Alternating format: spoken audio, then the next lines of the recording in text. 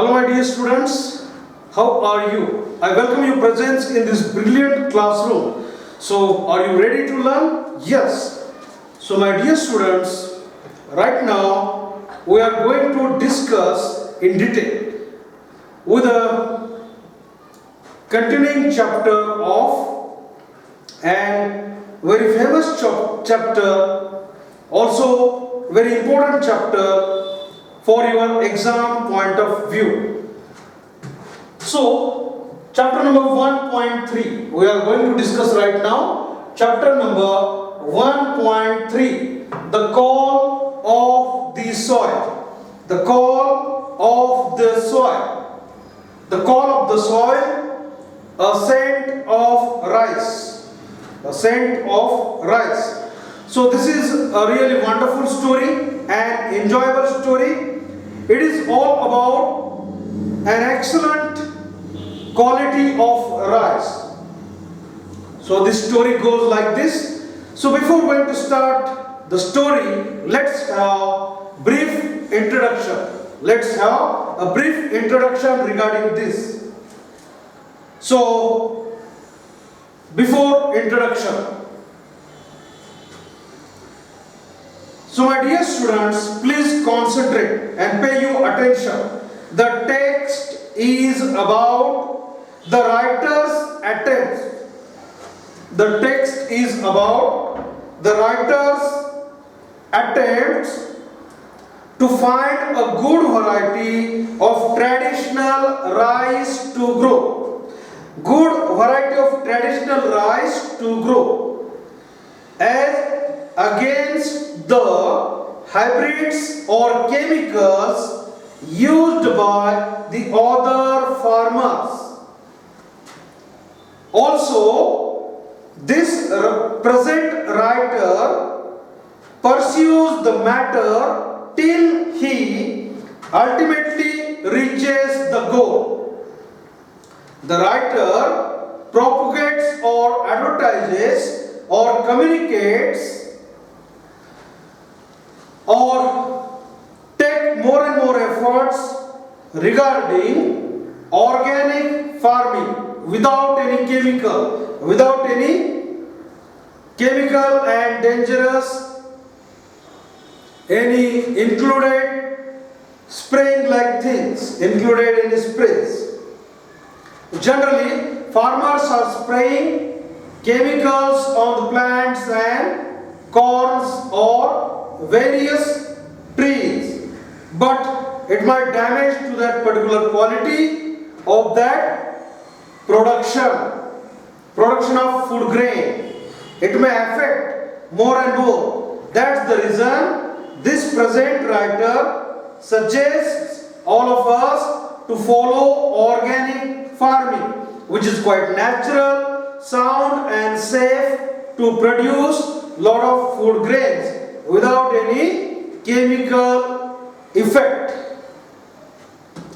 That's the reason the writer propagates organic farming to ensure that the land is not ravaged and laid barren. Barren means empty land. No production in the farms and fields or land. Barren means banjar zamin, khali asleली zamin. So land is not ravaged and laid barren by farmers trying to make a living out of agriculture. So my dear students, let's begin with the main story. 1.3, the call of the soil, a scent of rice. So recently I have told you a very brief and short summary of the story.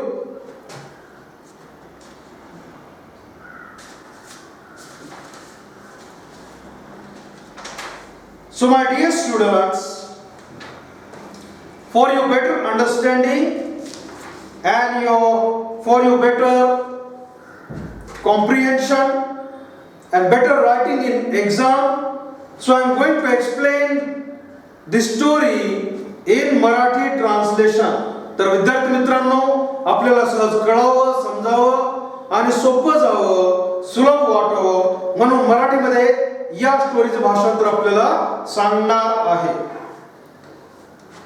तर आपल्या स्टोरीचं शीर्षक आहे, कथेचं शीर्षक आहे मातीची साद. मातीची साद, तांदळाचा सुगंध आणि त्याबरोबरच असणारं पहिलं शेतामधील पीक. 2000 साल, इसवी सन 2000 सालचा एप्रिलचा महिना होता. मुगाच्या भरघोस वाढलेल्या हिरव्यागार शेताच्या मधोमध उभा राहून मी सभोवती पाहत होतो. सूर्योदयाच्या पूर्वीची वेळ होती आणि आकाश सोनेरी तांबूस रंगाने उजळून निघाले होते. जमीन ओलसर दमट होती आणि पानांवरती दवबिंदूचे थेंब चमकत चमकत होते. पिकांची न्याहाळणी करत माती भरल्या अनवाणी पायांनी मी सांभाळून चालत हिंडत होतो शेतामध्ये. सभोवती रांगेनी चिकू या फळाची झाडे होती आणि खाली मुगाच्या पिकांचा भरगच्च हिरवा पर्णसंभार होता. त्या क्षणी मला पाहून अधिक काहीही नको होते. 2 फुटांपेक्षा कमी उंचीच्या मुगाच्या पिकांवरती हिरव्या शेंगा लटकत होत्या. शेंगा अजून पिकलेल्या नव्हत्या आणि त्यांच्यावर हलकीशी लव किंवा काही छोटे छोटे बिंदूसारखे पानं उगवलेली होती, कोवळी कोवळी पानं. कापणीला अजून वेळ शिल्लक होता. मी खूप खुशीमध्ये होतो, आनंदाने होतो. कुंपणाच्या पलीकडच्या उंच झाडांमागून सूर्य उगवताना मी पाहत उभा राहिलो आणि त्या हिरवाईच्या मध्ये असलेल्या पांढऱ्या बांधीव घराच्या दिशेने हळूहळू निघालो. ही जमीन माझ्या मालकीची आहे आणि शेतकरी या नात्याने मी माझ्या पहिल्या वहिल्या पिकाकडे पाहतो आहे. यावर माझा अजिबात विश्वासच बसत नव्हता. जमिनीसाठी आगाऊची रक्कम चुकती केल्यानंतर, पेड केल्यानंतर शेतीबद्दल माहिती करून घ्यायला मला थोडा वेळ लागेल असे वाटत होते. परंतु आम्हाला जमीन मिळवून देणारे मध्यस्थ मोरू दादा होते. आता मोरू दादा, त्यांच्या मनात मात्र काही वेगळ्याच कल्पना होत्या. आम्ही लगेच मुगाचे पीक घ्यावे अशी त्यांची इच्छा मनोमन होती. मी त्यासाठी अजिबात तयार नव्हतो. मी अजूनही पुस्तक वाचून कोणते पीक घ्यावे याचा शोध लावित होतो. मोरू दादा मात्र ठाम होते. मूग पेरण्यासाठी आताचा ऋतू योग्य आहे आणि शेजारच्या गुजरात राज्यामध्ये सुरत या शहरामध्ये सुरतेमध्ये उत्तम बियाणे उपलब्ध आहे, चांगल्या क्वालिटीचे आहे असे त्यांनी आम्हाला सांगितले. मी लगेचच सुरतला जाऊन 10 किलो मुगाचे बी 10 किलो मूग खरेदी करून आणले. मोरू दादाने शेत नांगरण्यासाठी त्याचा ट्रॅक्टर भाड्याने देखील दिला आणि लगेचच संपूर्ण शेतामध्ये मूग पेरलेले आहे. काही दिवसानंतर छोटी छोटी कोवळी हिरवी पालवी फुटलेली पाहून आम्हाला आनंद झाला. मी याआधी कधीही मूग उगवताना पाहिले नव्हते, त्यामुळे ते दृश्य पाहून मी खूपच रोमांचित झालो. लहानपणी मुंबईमध्ये विल्यापार्ल्याला रेल्वे क्वार्टरमध्ये राहत असताना लावलेले जास्वंदीचे रोप उमलताना पाहून, मोठे होताना पाहून मी जसा उत्साहित झालो होतो, आनंदित झालो होतो याची मला अचानक आठवण झाली.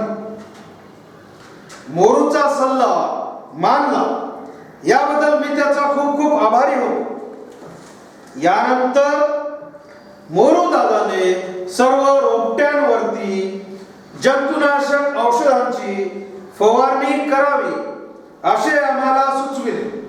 त्यामुळे अधिक प्रमाणामध्ये पीक येईल असे त्याचे ठाम मत होते. पण असे करायची किंवा करण्याची आमची अजिबात इच्छा नव्हती, मुळीच इच्छा नव्हती. आपण कुठल्याही प्रकारची रसायनेही वापरायची नाही असे आमचे स्पष्ट मत होते आणि त्याला समजावण्याचा आम्ही आटोकाट प्रयत्न केला. मात्र यावर त्याने जणू काही हाराकिरी करत आहोत अशी प्रतिक्रिया दिली. आपण काही चुकीचं बोलत आहोत, दडपण किंवा दबाव टाकत आहोत अशी मोरूदादाने प्रतिक्रिया दिली. त्यामुळे मोरूदादा आणि त्यांच्या मित्रांनी शेतावरती रासायनिक औषधे वापरू नयेत हे त्यांना पटविण्यासाठी, समजावून सांगण्यासाठी आम्हाला खूप खूप धडपड करावी लागली. या फवारणीशिवायही पिके वाढू शकतात हे मानायला काही केल्या तयार नव्हते. सर्वांनी आम्हाला सांगितले त्याच्या अगदी उलट निसर्ग देवतेने कोणत्याही आमिषाशिवाय आपले काम चोखपणे, अगदी व्यवस्थितपणे पार पाडले होते. कापणीची वेळ लवकरच आलेली होती आणि 300 किलो इतके खूप चांगले मुगाचे उत्पन्न आणि प्रचंड आत्मविश्वास आम्हाला मिळाला. आमची जमीन सुपीक आहे आणि रासायनिक औषधांशिवाय पीक हे काढता येऊ शकते, पीक हे घेता येऊ शकते याची मला आता खात्री पटलेली आहे. आणि मनोबल वाढविण्यासाठी ही एक फार मोठी गोष्ट होती. आता पुढील एक छोटासा घटक आहे, छोटासा एक चॅप्टर आहे, भाताचा सुवास, अ सेंट ऑफ राईस. जेव्हा आपल्या आईने किंवा आपल्या बहिणीने किंवा आपल्या घरी कोणी जरी अन्न शिजवलेले असेल, चविष्ट, स्वादिष्ट आणि रुचकर, तर त्याचा सुगंध सर्वत्र दरवळतो. तसा या कथेमध्ये भाताचा सुगंध सर्वत्र दरवळतो आणि त्याचे महत्व काय, चला तर आपण जाणून घेऊया. पहिल्या वर्षी भाताचे पीक घेण्याच्या हंगामासाठी मला उशीर झाला. यामुळे कोस्टगार्डच्या ऑफिसरांनी सुचविल्याप्रमाणे GR4 क्रमांक 4 या जातीचे अल्पकालीन पीक लावण्याशिवाय मला अजिबात पर्याय नव्हता. आणि पुढच्या वर्षी मात्र लवकरात लवकर सुरुवात करावी आणि भात पिकविण्यासाठी एखाद्या चांगल्या पारंपरिक भाताची जात शोधण्याचा, व्हरायटी शोधण्याचा प्रयत्न करावा असेही आम्ही ठरवले. भाताच्या पारंपरिक व्हरायटी विषयी, प्रकाराविषयी माहिती आम्ही वाचलेली होती आणि त्यांना जास्त प्रमाणात खतांची आवश्यकता लागत नाही हे जाणले होते.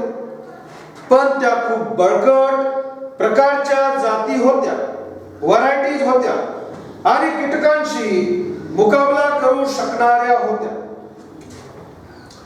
कोणत्याही प्रकारचे रासायनिक खत आम्ही वापरत नसल्यामुळे आमच्या शेतामध्ये अशा प्रकारचे भाताचे पीक चांगले येईल याची आम्हाला खूप खूप खात्री होती. आमचा आदल्या वर्षीचा अनुभव आणि कमी उत्पन्न यातून धडा घेऊन यावर्षी आम्ही संकरित धान्य पेरणार नाही यावर आम्ही ठाम होतो. 2005च्या एप्रिलमध्ये पारंपरिक भाताच्या जाती शोधायला आम्ही सुरुवात केली. 2005 मध्ये गावातील शेजाऱ्यांपैकी एका मुंबईच्या उद्योगपतीची गावामध्ये जमीन होती. त्यांनी तांदळाच्या एखाद्या स्थानिक सुवासिक जातीची पेरणी करावे असे आम्हाला सुचविले. पेठेतील आणि आसपासच्या गावातील बहुसंख्य शेतकऱ्यांनी संकरित पिके घेण्यास सुरुवात केली होती. संकरित म्हणजे हायब्रिड पिके घेण्यास सुरुवात केली होती. शेतकऱ्यांची आता ही तरुण पिढी, यंग आणि तरुण पिढी आम्हाला त्यांच्यामध्ये देशी असलेल्या जातीचा आपण आग्रह धरताना पाहून मला विचित्र विक्षिप्त समजू लागली होती. एखादी चांगली पारंपरिक भाताची जात मिळविण्यासाठी आजूबाजूच्या गावामध्ये अनंत अशा फेऱ्या मारूनही, चक्रा मारूनही त्यातून काहीही निष्पन्न झालेले नाही. त्यामुळे आम्ही आमची उमेद किंवा आशा जवळपास सोडून दिलेली होती. आता एक शेवटचा प्रयत्न करायचे आम्ही ठरविले आणि बबनच्या वडिलांशी आणि इतर काही ज्येष्ठ लोकांशी मी बोललो. मी चर्चा केली. बऱ्याच अर्थपूर्ण चर्चेनंतर त्यांनी कसबाई या नावाचा उल्लेख केला. बासमती राईस पेक्षा बराच सौम्य पण तरीही स्वतःचा विशिष्ट सुगंध असलेली कसबाई ही एक लांब दाण्याच्या टोकदार भाताची जात आहे, व्हरायटी आहे, प्रकार आहे. हे दीर्घ कालावधीने होणारे पीक आहे आणि अनेक वर्षापूर्वी त्याचे पीक जे आहे घेतले जात असल्याचे बऱ्याच ज्येष्ठ आणि श्रेष्ठ व्यक्तींना ते स्मरत होते, लक्षामध्ये होते. पण त्याचे बियाणे कुठे मिळणार असे विचारतात. त्या सर्वांनी नकारार्थी मान हलवून नाही बाबा आता तर ते मिळणार नाही, ते आता लुप्त झाल्याचे सांगितले. कसबाई बद्दलच्या गोष्टी ऐकून ते मिळवण्याची आमची इच्छा अधिक दृढ झाली होती. त्याचे काही बियाणे मिळविण्यामध्ये आम्हाला यश मिळाले तर ते पिकवण्यासाठी उत्तम असेल असे आम्ही ठरवले. मग शासनाकडे याविषयी काही माहिती मिळू शकेल असे मला वाटले. तर कृषी अधिकाऱ्याकडे दिलेली भेट फारच माहिती देणारे ठरली. त्याने या भाताच्या जातीविषयी ऐकलेले नव्हते. त्यांच्या मते गावकरी काहीतरी माझी दिशाभूल करत आहेत, चुकीचं मार्गदर्शन करत आहेत आणि अशा कोणत्याही नावाचा भाताचा प्रकार अस्तित्वात नाही असे त्यांचे म्हणणे होते. त्यांनी बराच वेळ बडबड करून अत्याधुनिक संकरित जातींची नावेही सांगितली आणि त्यातली काही जाती मोफत नमुन्यादाखल देण्याची तयारी दर्शवली. त्यांच्याकडे जाऊन फुकट वेळ घालवल्याबद्दल स्वतःला दोष देत मी पुढच्या ठिकाणी जायला निघालो. आता मी शासनाच्या वतीने आदिवासी गावाकडून तांदूळ खरेदी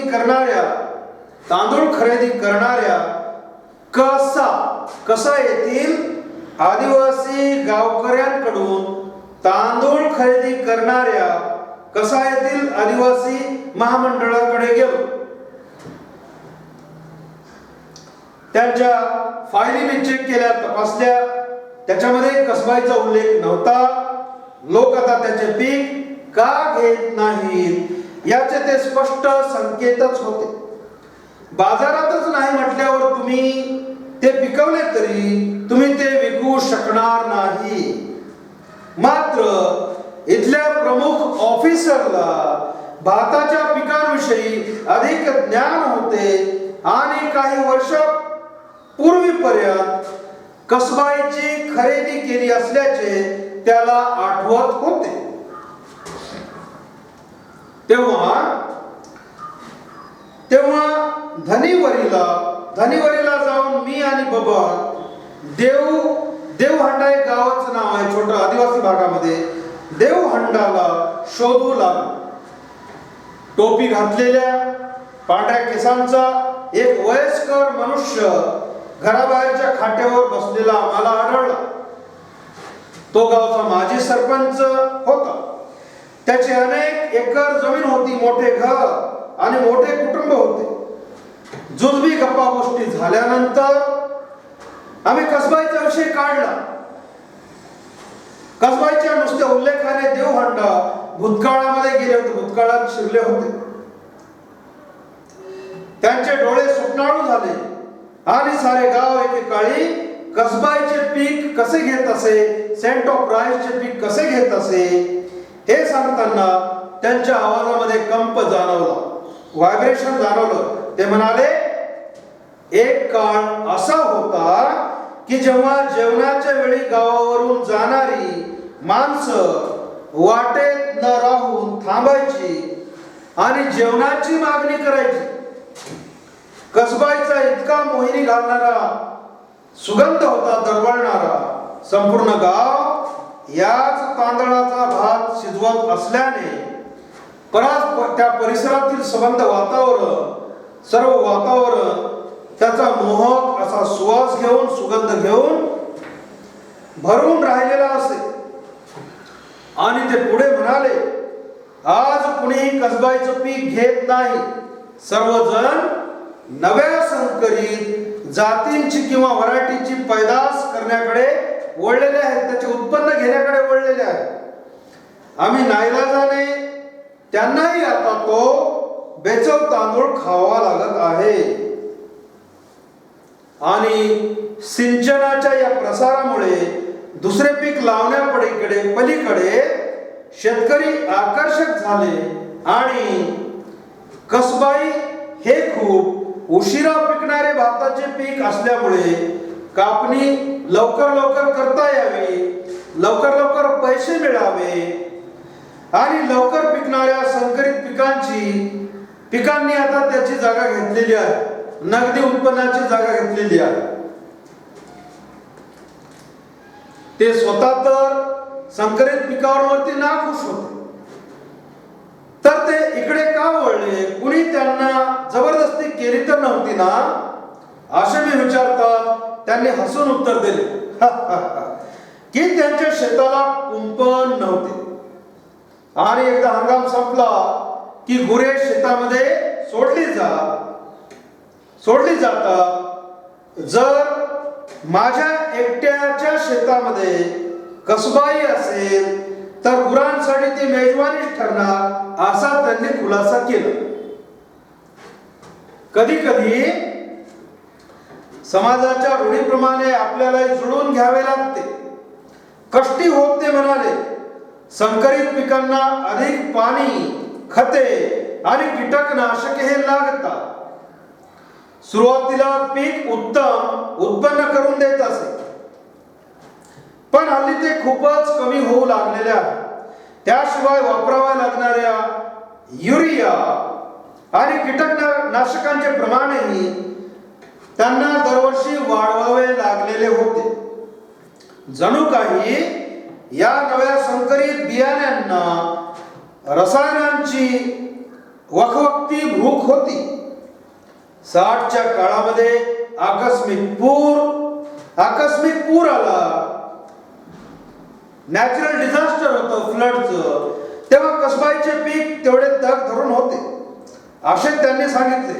आता पूर ओसरल्यानंतर जेव्हा सर्वजण गावामध्ये परतले तेव्हा या भाताचे पीक तसे शेतामध्ये उभे होते, सज्जपणे आणि मजबूतपणे. अशी हृदय आठवण होती असे त्यांनी सांगितले. अशी होती त्या तांदळामध्ये मजबूती, त्याच्या पिकामध्ये. पण आता आपण काय करून ठेवलेले आहे पहा. हळहळत ते उद्गारले, आपण आता काय करून ठेवलेले आहे. अशा प्रकारे भाताच्या पिकांच्या आठवणीमध्ये ते रमलेले पाहिल्यानंतर आम्ही हळूच भाताच्या भेटीचे प्रयोजन म्हणजे कसबाई बियाण्यांकडे विषय वळविला. ज्याच्याकडे कसबाईचे बियाणे असेल असा एकही गावकरी त्यांच्या भागामध्ये नाही, गावकरी त्यांच्या भागात नाही अशी त्यांना खात्री होती. मात्र शेजारच्याच आसरवरी गावातल्या डोंगर पायथ्याशी असलेल्या लहानशा खेड्यामधील आदिवासी अजूनही हे पीक घेतात. असे ते म्हणाले. आता देऊहंडाचा निरोप घेऊन लेखक तिथून निघालेले आहेत. आम्हाला आशीर्वाद देत ते मायेने म्हणाले, कुलदेवता महालक्ष्मी तुम्हाला कसबाईचे बियाणे मिळवून देवो असा आशीर्वाद आहे. आता विद्यार्थी मित्रांनो, स्थानिक बोलीभाषेचा स्थानिक बोलीभाषा ह्या चांगल्या प्रकारे बोलता येत नसल्यामुळे आसरवरी गावच्या सरपंचाला आम्ही मदत करण्याची विनंती केली. आम्हाला त्या गावची भाषा येत नाही, तेव्हा तुम्ही मदत करा. त्यांनी त्यांचा सहकारी जीवन याला आमच्या बरोबर डोंगरामध्ये पाठवला. साधारणतः अर्धा तास दाट झाडीमधून चालत अनेक ओढे आणि चर पार करीत आणि त्या दगड मातीतून वाट काढल्यानंतर आम्ही बोरीपाडा या सुस्त खेड्यापाशी येऊन पोहोचलो. तिथे समोर जीर्ण झालेली, अगदी जुनी झालेली 2 घरे दिसत होती. आपण योग्य ठिकाणी आलो आहोत ना या विचारामध्ये आम्ही पडलो. एका घरासमोर बसलेली एक सुरकुतलेली म्हातारी बाई कुतूहलाने आमच्याकडे पाहू लागली. आम्ही तिच्याजवळ पोहोचलो तेव्हा तिला तो कळीचा प्रश्न विचारायची जीवनला खून केली. एक इशारा केला. उत्तरादाखल ती काहीतरी पुटपुटली आणि त्याचा अर्थ जाणून घेण्यासाठी आम्ही जीवनकडे पाहिले. तो हसला आणि म्हणाला की तिच्याकडे त्या प्रकारचा भात आहे, त्या व्हरायटीचा भात आहे, पण आम्ही कोण आहोत आणि तो भात आम्हाला कशाकरिता पाहिजे आहे, तो हा प्रश्न ती म्हातारी विचारत आहे. असा चेहरा निर्विकार ठेवणे मला अवघड झाले. उत्स्फूर्तपणे तिला मिठी मारावी अशी मला तीव्र इच्छा होत होती. ती मला आई समानच भासत होती. अनेक महिने शोध घेतल्यानंतर आता आम्हाला ते चकवा देणारा कसबाई सापडला होता. अगदी जवळच्या पेठ गावावरून आलो आहोत आणि पीक घेण्यासाठी या तांदळाचे बियाणे आम्हाला पाहिजे आहे हे तिला सांगितले, म्हातारीला सांगितले. आम्ही तिच्याकडे 10 किलो तांदूळ मागितले. कपाळावर आठ्या घालत ती काहीतरी पुटपुटली, बडबडली. आतल्या जीवनने स्पष्ट केले की तिने कधीही पेठ गावाचे नाव ऐकलेले नव्हते त्या म्हातारीने, आणि तिच्याकडे वजनाचा काटा देखील नव्हता. वजन करण्याचा काटा देखील त्या म्हातारीकडे नव्हता. वेट करण्यासाठी ती भाताचे बियाणे टोपल्यामध्ये देण्यास तयार होती. आम्ही एक टोपली भात द्यायला सांगितले. तेव्हा तिला काही पैसे द्यावे असे जीवनने आम्हाला सुचविले की साहेब तुम्हाला काहीतरी त्या म्हातारीला पैसे द्यावे लागतील, तेव्हा ती देईल. मी तिला 100ची एक नोट दिली आणि गेल्या 10 मिनिटांमध्ये आता प्रथमच तिच्या चेहऱ्यावरती हसू उमटले. तिने संमतीदर्शक मान डोलावली. परतीच्या वाटेवर सूर्यास्ताच्या पार्श्वभूमीवर त्या वृद्ध स्त्रीचा हसरा चेहरा मागे सोडून जाताना माझ्या मनामध्ये अचानक विचार आला, इथे एका अज्ञात डोंगराच्या पायथ्याशी शहराच्या आणि रस्त्याच्या गजबज गोंगाटापासून, गडबड गोंधळापासून, ट्रॅफिक जाम पासून अगदी दूर ही भारताची खरी जनता नांदते आहे, राहते आहे. आणि हेच लोक आहेत ज्यांनी आपल्या भूमातेची संपन्न जैव विविधता अजूनही जपलेली होती, त्याचे संवर्धन आणि संरक्षण केलेले होते. आणि अजूनही आणि इतर कुणी त्याची कदर केलेली नव्हती. संकरित पिके, खते आणि कीटकनाशकांची नावेही आदिवासी लोकांनी कधीही ऐकलेली नाहीत. आपण आता भात पिकवायचा आणि जे पिकेल त्यावर पोट भरायचे एवढेच त्या आदिवासी लोकांना माहित होते. आम्हाला भेटलेली ती वयोवृद्ध स्त्री बहुधा बोरीपाडा म्हणजे तिचं गाव किंवा स्थळ सोडून केव्हाच बाहेर पडलेली नव्हती.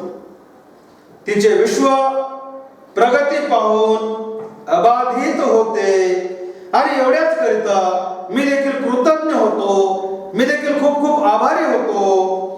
आणि हे जे लेखक आहे ते मुंबईला इंजिनियर होते, सॉफ्टवेअर इंजिनियर होते, सायंटिस्ट होते एका आंतरराष्ट्रीय कंपनीमध्ये. त्यानंतर रिटायर झाले. या रायटरचं नाव आहे व्यंकट अय्यर. नंतर ते रिटायर झाले आणि त्यांनी व्हॉलंटरी रिटायरमेंट घेऊन पूर्णपणे शेती करण्याचा निर्णय घेतला, सेंद्रिय शेती.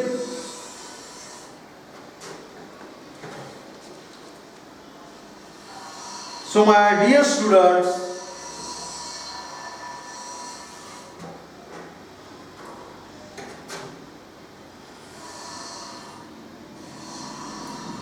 students, right now we will discuss vocabulary questions. We will discuss regarding vocabulary questions. Guess the meaning of the following words in the context. Number 1, Lush means growing luxuriantly, growing thick, thick, growing thick or growing luxuriantly. Luxuriantly, growing luxuriantly or thick, thick. The next meaning, fuzz, F-U-Z-Z. Fuzz means fine hair, fine or beautiful hair, nice hair, H-A-I-R. So find, next question my dear students, find from the passage words related to agriculture. शेताशी संबंधित असे या स्टोरीमध्ये कुठले शब्दांचा उल्लेख झालेला आहे किंवा असे शब्द आलेले आहेत. So your correct answer is agriculture, field, मूंग म्हणजे मूग, ground, leaves, plants, chiku trees, foliage, green pods, ripe, harvest, greenery, land, crop, farmer, farming, sow, S-O-W, sow, season, seeds, S-E-E-D-S, seeds. Next, now my dear students,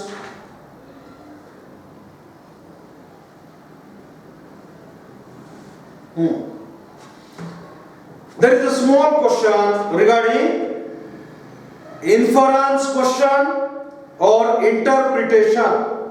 So your question is, the writer disagreed with Moru Dada. The writer was disagreed with Moru Dada because काय कारण होतं? Number 1, he didn't believe that spraying pesticide would lead to a higher income or yield. Number 2, he believed that the land was very fertile and it was possible to grow crops without chemicals.